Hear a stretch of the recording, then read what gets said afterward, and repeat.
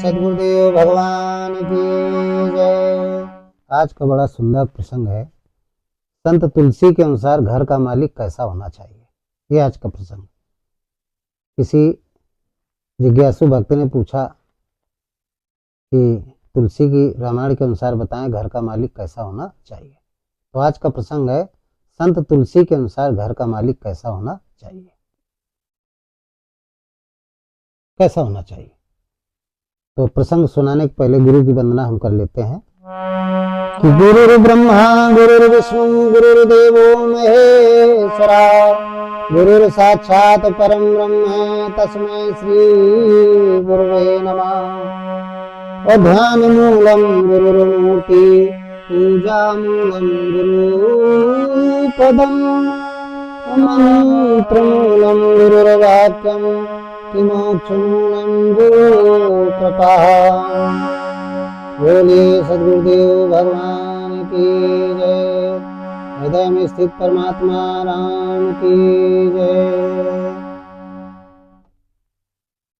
तो देखिए, संत तुलसी के अनुसार घर का मालिक कैसा होना चाहिए, तो इस पर हम प्रसंग प्रकाश डालेंगे। देखिए, जो घर का मालिक होता है उसके ऊपर बहुत बड़ी जिम्मेदारियां होती हैं। पारिवारिक दायित्व होता है, सामाजिक भी दायित्व होता है। खाली पारिवारिक दायित्व नहीं होता है, सामाजिक दायित्व भी होता है।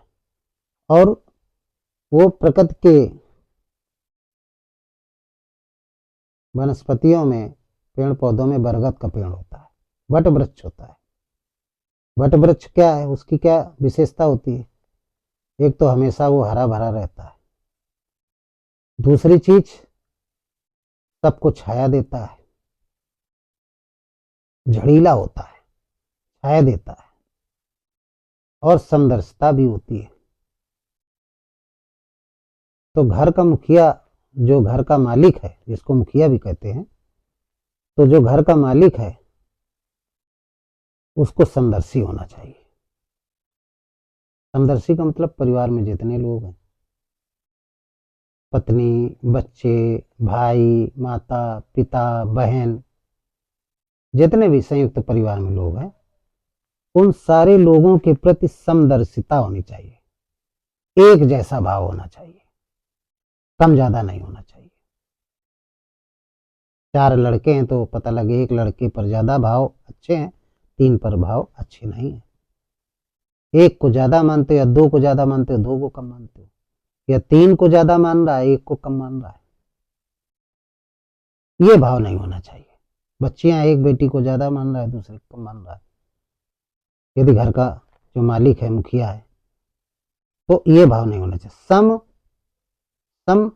समानता का भाव, बराबर समदृष्टि होना चाहिए, एक जैसे विचार होना चाहिए सबके प्रति, सबकी व्यवस्थाएं समान करना चाहिए, सभी की आवश्यकताओं की पूर्ति समान दृष्टि से, समान भाव से करना चाहिए।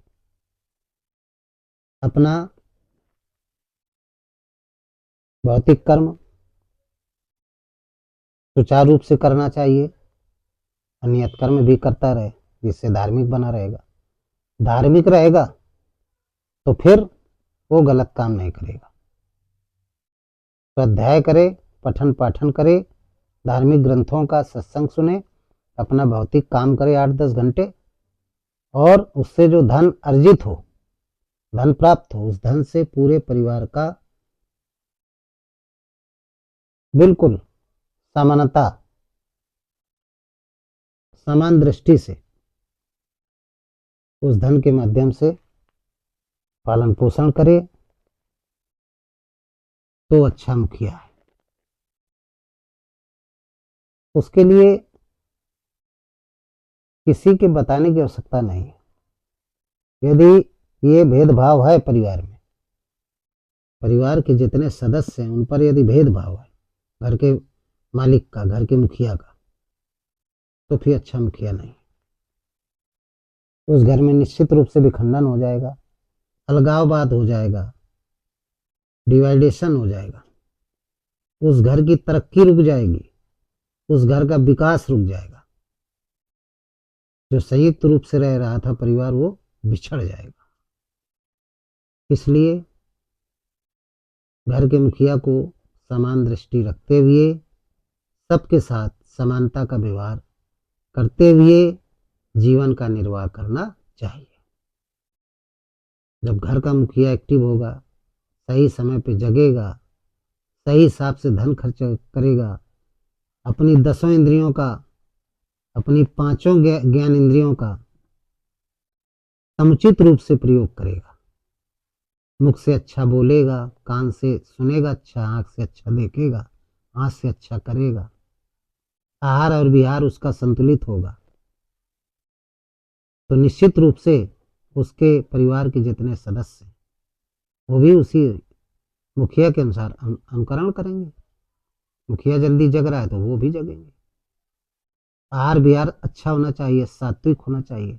घर का मुखिया यदि शराब नशा ये सब करने लगेगा तो परिवार के अन्य सदस्य भी करने लगेंगे। तो घर के मुखिया को सात्विक होना चाहिए, नशा मुक्त होना चाहिए, शिक्षित होना चाहिए, धर्मशील होना चाहिए, सामाजिक दृष्टि में कुशल होना चाहिए और भगवान का भक्त भी होना चाहिए। दया, करुणा, प्रेम, त्याग, वैराग्य, ये सब उसके अंदर जितनी भी दैवी संपत्तियां ये सब होना चाहिए। काम, क्रोध, मद, लोभ, ईर्षा, द्वेष, पाखंड ये उसके अंदर नहीं होना चाहिए। ये सब नहीं होना चाहिए। समानता का व्यवहार अपने परिवार के प्रति, और पृथ्वी भी एक परिवार है, वसुदेव कुटुंबकम।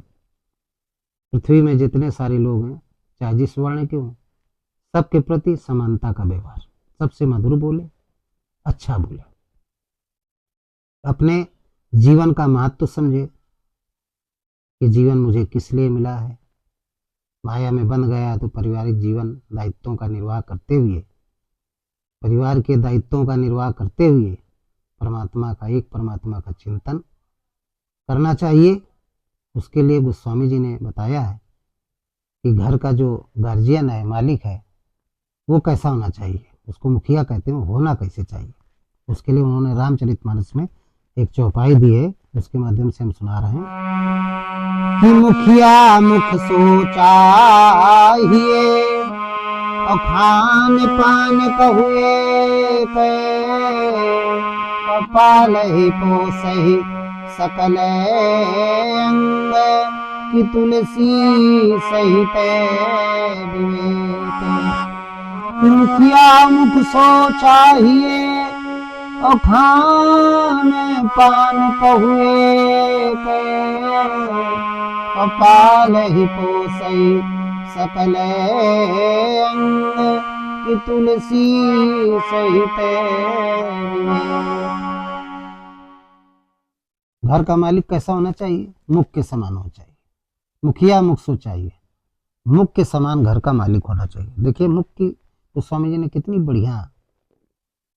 बढ़िया तुलना की है, उपमा, कितनी बढ़िया उपमा मिलाई मुख से। मुख से क्यों मिलाई है? इसलिए कि मुख में कोई चीज आप खा रहे हैं, खाना मुख से खाया जाता है, खा रहे हैं, तो यदि हाथ की अंगुली में इतना विकास हुआ 1 सेंटीमीटर का, तो पैर की अंगुली में भी होगा, पूरे शरीर में समान विकास होगा। मुख के द्वारा खाए गए भोजन से जो ऊर्जा प्राप्त होती है, वो ऊर्जा मनुष्य के पूरे अंगों में बराबर बराबर जाती है। ऐसा नहीं कि मुख खाए भोजन और एक हाथ में ज्यादा उसकी ऊर्जा चली जाए उस भोजन की और एक में कम चली जाए, ऐसा नहीं। मुख क्या समदर्शी होता है, उसके लिए जितने अंग हैं सब बराबर होते हैं, समदर्शी होता है, समानता का व्यवहार रखता है स्थूल शरीर में। इसलिए गोस्वामी जी ने बड़ा सुंदर उदाहरण दिया है। घर के मालिक को, घर के मुखिया को का उदाहरण किससे दिया? मुख से दिया। मुखिया मुख सो चाहिए खान पान कहुए। खाना पीना जितना भी दैनिक जीवन का काम है वो पाले पोसे सकल अंग तुलसी सहित विवेक, अपने विवेक के अनुसार पालन पोषण का जो कार्य है उसको विष्णु कहा गया है। पालन पोषण का कार्य होता है वो समदर्शी होना चाहिए, भेदभाव उसमें नहीं होना चाहिए। यदि भेदभाव नहीं है तो वो घर का अच्छा मुखिया है। और जब भेदभाव नहीं होगा, समदर्शी व्यवहार होगा, तो उस परिवार में सुमति होगी। क्या होगी? सुमति होगी। कुमति नहीं होगी, लड़ाई झगड़े नहीं होंगे। और जब सुमति होगी तो क्या होगा कि जहां सुमति तहां संपत्ति नाना, और जहां कुमति तहां विपत्ति निधान। जहां सुमत तहां संपत्ति नाना, जहां कुमत तहां विपत्ति निधान। यदि मुखिया मुख के समान नहीं है, घर का मालिक मुख के समान नहीं है, तो उस घर में कुमत रहेगी, लड़ाई झगड़े होते रहेंगे। बीवी को ज्यादा दे दिया, माँ बाप को नहीं दिया, भाई को नहीं दिया, कुमत फैल जाएगी। समदर्शी व्यवहार नहीं। यदि समदर्शी व्यवहार है तो उस परिवार में सुमति रहेगी। भाई भाई में बड़ा प्रेम रहेगा, पत्नी देवरानी जेठानियों में बड़ा प्रेम रहेगा, बहनों बहनों में भाई की पुत्री स्वयं की पुत्री बड़ा प्रेम रहेगा, बहुत अच्छा प्रेम रहेगा, सुमत रहेगी। और जहां सुमत तहां संपत्ति नाना। सब लोग मिल करके काम करेंगे। सुबह दिन भर, शाम को आए धन इकट्ठा हुआ, सुमत से सुख प्राप्त हुआ है, भजन और भोजन एक साथ होने लगे तो बड़ी सुमति हो गई। और संपत्ति आई तो सुख आएगा, आनंद मग्न रहेंगे। एक परमात्मा का भजन करेंगे, चिंतन करेंगे, आनंद मग्न रहेंगे। तो जो घर का मुखिया है वो समदर्शी होना चाहिए, मुख के समान होना चाहिए। यदि ये लक्षण है उस मुखिया में तो उस घर में सुमत का वास होगा। जब सुमत का वास होगा तो संपत्ति अपने आप आएगी। यदि लड़ाई झगड़ा हो रहा है, क्यों हो रहा है? मुखिया मुख के समान नहीं है, समदर्शिता नहीं है, समदर्शी नहीं है, भेदभाव उसके अंदर, उस घर में निश्चित रूप से लड़ाई झगड़ा होगा। चाहे किसी किसी घरों में पुरुष मुखिया होता है, किसी किसी घरों में महिला स्त्री मुखिया होती है। तो स्वभाव होता है स्त्रियों में, 4 लड़के हैं तो 2 को ज्यादा चाह रही है, 2 की पत्नियों को कम चाह रही है, 2 को ज्यादा चाह रही है, बस विद्रोह चालू है। ऐसे गार्जियनों को रामचरितमानस की इस चौपाई से शिक्षा लेना चाहिए। मुखिया मुख सो चाहिए, खान पान कहु एक, पाले पोषे सकल हम तुलसी सहित विवेक। खान पियन पालन पोषण का जितना भी कार्य है, दायित्व है, उस मुखिया को उस परिवार में बराबर बराबर बांटना चाहिए।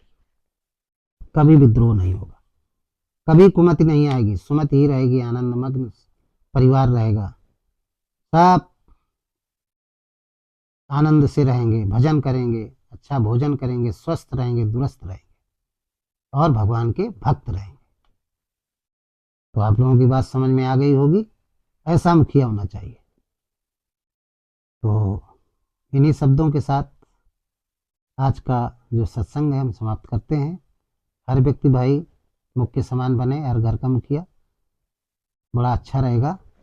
देखिए, बोलिए सद्गुरुदेव भगवान की जय। सर्वे भवन्ति सुखना, सर्वे सन्तु निरामया, सर्वे भद्राणि पश्यन्ति, मा कश्चित् दुःखभाग् भवेत्। ओम राम राम।